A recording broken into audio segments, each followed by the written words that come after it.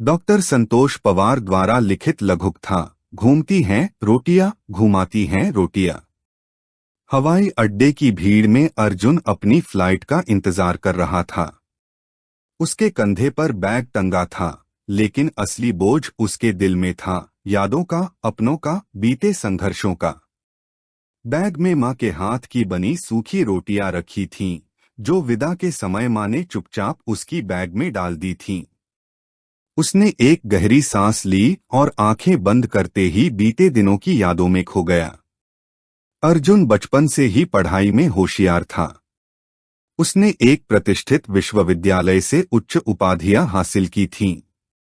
मन में एक ही सपना था, अच्छी नौकरी पाकर माँ बाप को एक आरामदायक जीवन देना।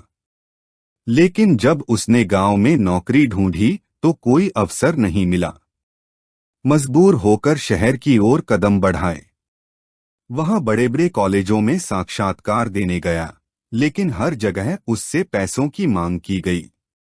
कोई कहता, तुम्हारी काबिलियत अच्छी है, लेकिन यहाँ नौकरी खरीदनी पड़ती है।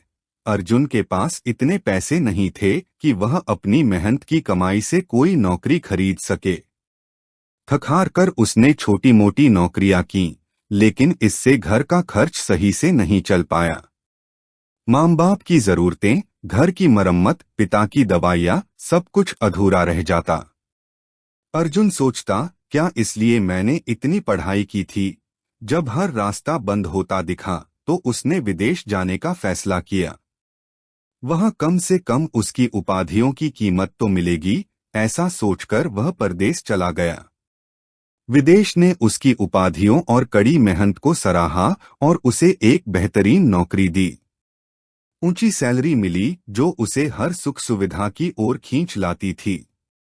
अब पैसों की कोई कमी नहीं थी, लेकिन उसके भीतर एक खालीपन था, एक खोया हुआ सुकून। दिन भर की मेहनत और तनाव के बाद शाम को वह थककर अपने कमरे में लौटता। चारों ओर कोई अपना नहीं था, बस दीवारों का सूनापन और खामोशी।